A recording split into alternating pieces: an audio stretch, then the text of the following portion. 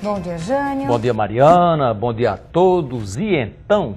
Jânio, vamos começar falando sobre a situação de Romero Jucá, né, que foi afastado aí para investigação do Ministério do Planejamento. E agora Michel Temer tem um outro trabalho, porque outros 5 ministros estão sendo investigados também, né? Pois é, a situação do Brasil. Em toda a sua história, o Brasil nunca passou um período de conflito institucional, político, econômico, social, como atualmente. Eu desconheço que outro país tenha passado por essa experiência. Com uma presidente afastada, que está tentando se fortalecer através do desgaste de um presidente interino que foi eleito vice-presidente 2 vezes com a presidente afastada. PT e PMDB estão no governo há mais de 6 anos, em 2 eleições foram eleitos. Institucionalmente, o presidente da Câmara dos Deputados afastado, com um interino que não exerce a liderança nem para pedir um cafezinho mais quente. Com o presidente do Senado encalacrado em vários processos. E agora, como você disse, Mariana, alguns ministros desse governo interino, provisório, já no processo de desgaste político, a sociedade vendo já com outros olhos, a sociedade que clamou, que foi às ruas para fazer o fora Dilma, esperava que fosse algo mais eficiente na sua substituição do que nesses primeiros dias tem sido o governo provisório. A gente sabe, extinguiu o Ministério da Cultura, recuou.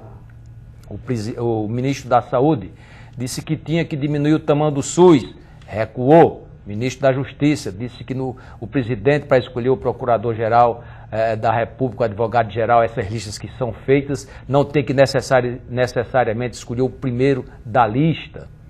E uma série de desgastes pontuais, mas que resultaram no 12º dia na exoneração de um dos 4 ministros mais importantes, não apenas pela sua participação na construção do impeachment, como no exercício do atual governo, como ministro do Planejamento, que foi a exoneração em menos de 10 horas do ministro Romero Jucá, que foi exonerado, houve uma pressão muito forte, mas deve retornar hoje ao Senado, vai ter um processo de cassação, mas ele disse que vai para uma linha de enfrentamento.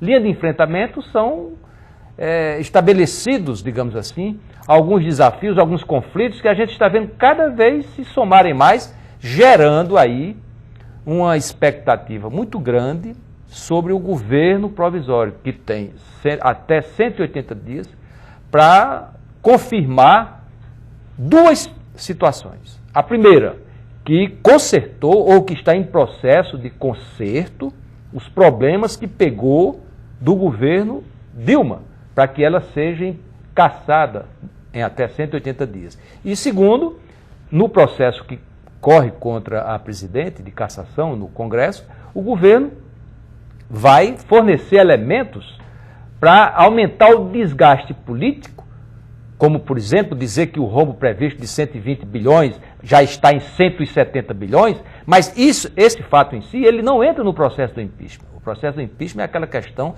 das pedaladas e dos ajustes contábeis do pró-safra. Então, o desgaste da presidente que motivou e que consolidou o afastamento para o processo de impeachment, ele foi muito decorrente do clamor das ruas. E esse clamor das ruas, pontualmente já se manifestou algumas vezes e pode crescer se o governo Temer não começar a dar respostas imediatas nessas questões cruciais envolvendo, e não tem como desconhecer isso, principalmente o perfil daqueles que estão no governo, envolvidos, encalacrados na Lava Jato. Tem vários do governo do PT, inclusive dirigentes do partido, o mais forte deles, o ex-ministro José Dirceu, que já teve problemas com o mensalão, foi punido agora, mais uma vez, também no Petrolão e tantos outros. Se começar a ter esse desgaste envolvendo ministros do governo Temer, é provável que, eu não vou dizer um volte Dilma, mas um fora Temer pode crescer mais ainda e a gente não sabe quem é que vem depois dessa situação toda, com uma situação que não é nem na Câmara dos Deputados e nesse momento também no Senado, que na linha sucessória tenha alguém que não esteja, pelo menos, denunciado na Lava Jato.